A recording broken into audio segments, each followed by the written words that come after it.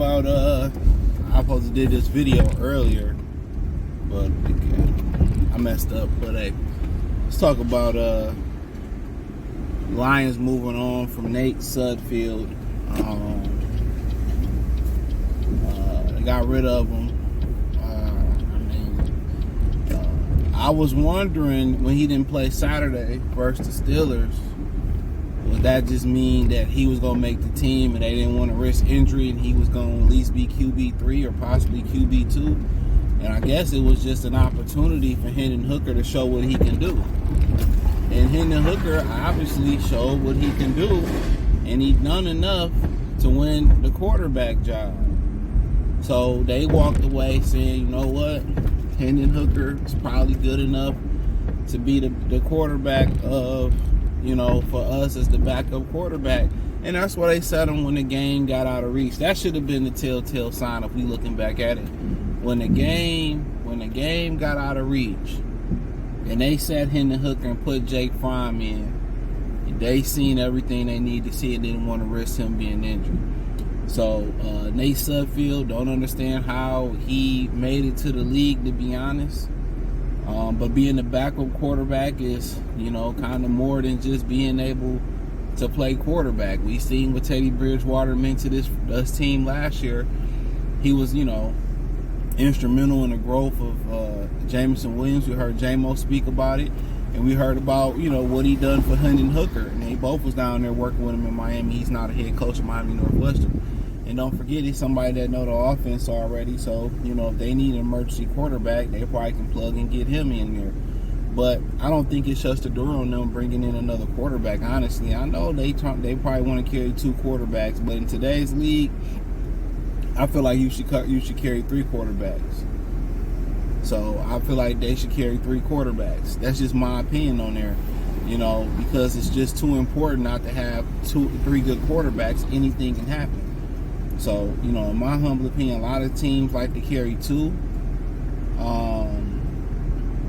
And probably keep one on the practice squad that you feel good about. They can learn the offense and do some things. But in my opinion, I think you should carry three during the season. I think they should carry three during the season. That's just my opinion. Just how important the position has come. And it's always been important, but making the game easier and easier, the position has become more important and important and important. And even though they're making it easier and easier, a lot of these people still can't play the position. So, but nonetheless, I still would, if I can add a Tannehill, I still would do so.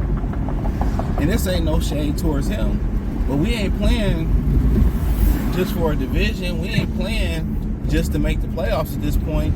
You playing for the Super Bowl. So if you playing for the Super Bowl, and that's the lottery ticket, then you gonna want a quarterback to stop you?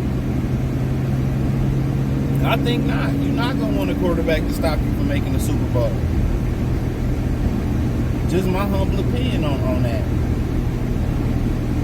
You're not. So if you can add a veteran or add somebody that can help you, add them. If it's Tannehill, if it's, Cleveland could be trading Jameis, if it's Dorian, they can pick Dorian Thompson, whatever his name is. If it's Tyler Huntley, they ain't gonna really cost too much of that salary to keep them on the roster. So you always want to have options. So you don't envision, the worst case scenario happening, but you want to be prepared. But the good thing about Hendon Hooker is that, he can continue to get better and better and better and better. A lot of people believe he would have been the first round pick. So it ain't like, oh man, this is as good as he gonna be with Nate Sudfeld. I mean, no. He young enough to by week to get better and better. And also an opportunity for him is that he got legs. Worst case scenario, you can do some things that you can't do with Jared Goff.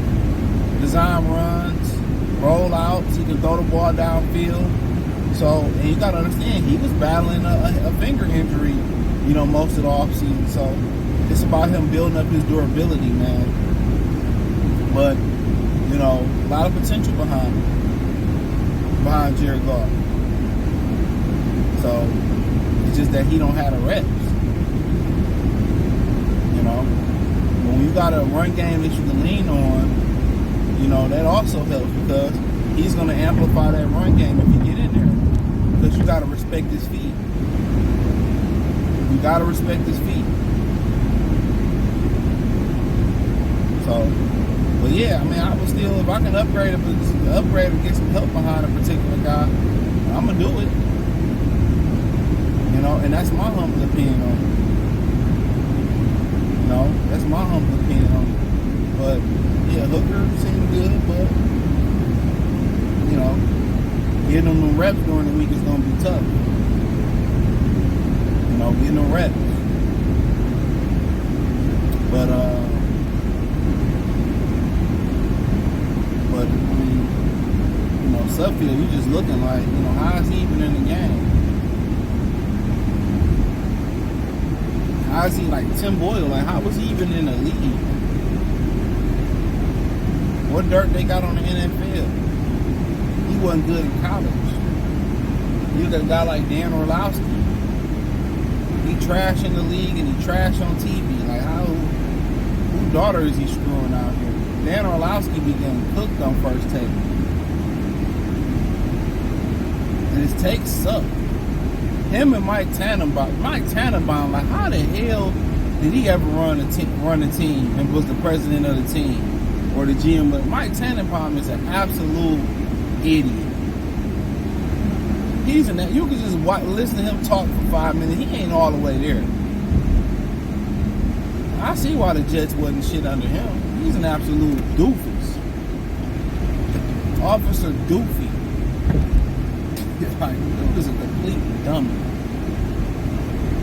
I be listening to him talk like, you hear what you saying, bro? You know, you hear what you saying? But, you know, like, you understand the words that's coming out your mouth. It's 95 degrees and a nigga got a motherfucking hoodie on at the bus stop. These kids is crackheads. You can't tell me they not, bro. They wearing ski masks out in 90 degree weather. I'm just looking like, this generation is cooked. It is cooked. If I'm a police officer, I'm pulling any nigga over with 90 degree weather that got a ski mask and a hoodie on. I'm pulling you over. I'm stopping and frisking. I don't probable cause or not probable cause. The more I get out here and see the world, I don't be blaming the cop. I don't know how you can wake up and say I want to be a cop. I don't get it. Because it got to be the hardest job in the world, bro. It got to be dealing with these people. Just dealing with people in passing got to be, it's crazy for me. That's enough 9 to 5 work for you. You be in the locker room, people don't wash their hands, people don't clean up behind themselves. And just imagine how your freaking house look. It's crazy. I see, you know the biggest turnoffs for me when I go to the gym, even though I ain't going to the gym today in my off day. One of the biggest turnoffs for me is when a woman uses a machine and she don't wipe it down. Anybody, but just talking about women, that just tells me everything I need to know about you. I see a bunch of women of all ages, especially the older women. They use the Stairmaster and they don't wipe the handles and the screen off that you've been sweating and touching on. You don't use in the bench, you don't wipe it down before and after. Red flag, not interested. But hey, man, I had to get that little rant out. But hey, check out Detroit Lions Talk playlist. Thumbs up the video, share the video, subscribe to the channel. That subscribe button is the bell icon button. Hit all notifications, increase your chance of notifications. We go live with our video. Financially, you want to support the channel. Cash App, $CJ Good 313, Venmo CJ Good 313, PayPal in the description. Hit the link tree, family everywhere.